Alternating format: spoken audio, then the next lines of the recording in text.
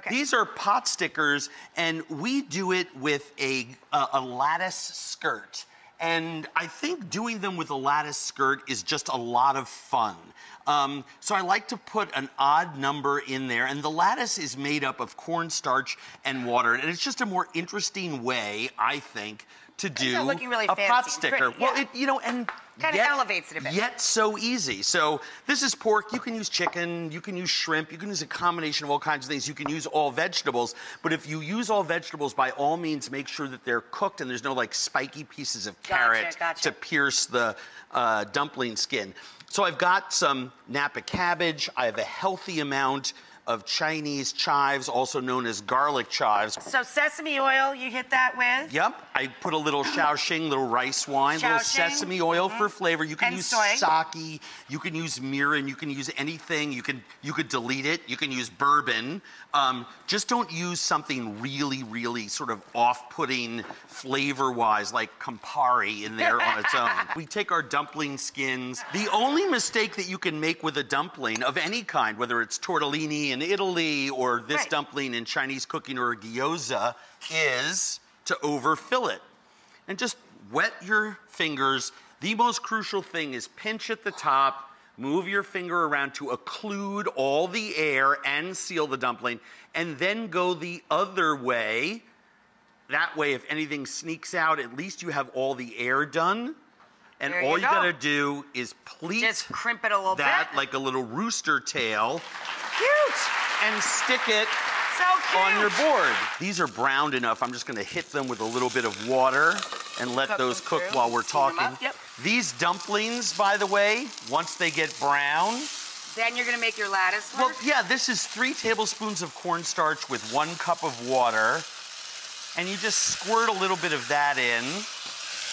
Stick a lid on it for about 30 seconds to cook the top like you were basting an egg. That cornstarch has created that beautiful, stunning lattice work on them. Professionals know how to do it one way. All you gotta do is... Hey, look at that. I want to do a really quick dish for you that is, I actually learned from a chef here in New York and Queens, the folks at Happy Stony Noodle. I'm just gonna put my tofu in there for a second. You get a wok going, and the nice thing for home cooks is that it could be a slow wok. And you throw in a little pork, you throw in some ginger, a couple of chilies, a little bit of garlic, and you just cook that for just, you know, a few seconds. Yeah, you've got your aromatics, but you do it with the pork. And what's great then is you can throw in 1, 2, 3 tablespoons of Chinese black beans.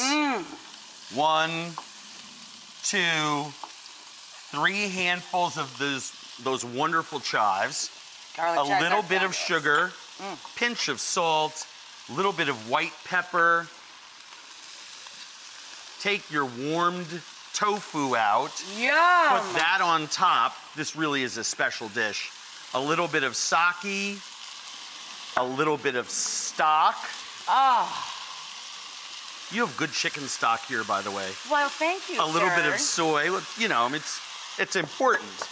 And then you just let that steam and cook. That smells so good. Yeah, this is one of the most easy and addictive dishes in all of Chinese cookery. And all you have to do is cook it for about another 30, 45 seconds until that liquid evaporates. Right. This is so, I mean, you smell the ginger and garlic. It's got 6 ingredients. And anybody can do it. Anybody can do it. And then all you do, and it's great to serve. Gorgeous. Great to serve with rice. But the way that we're doing them in our restaurant is actually serving them with lettuce so that people can make lettuce wraps and a couple different sauces and stuff like that. But if you're a Cantonese grandma, right, what you do is you put a little bit of rice in there. You put a little bit of the fly head that I learned at Happy Stony Noodle in Queens.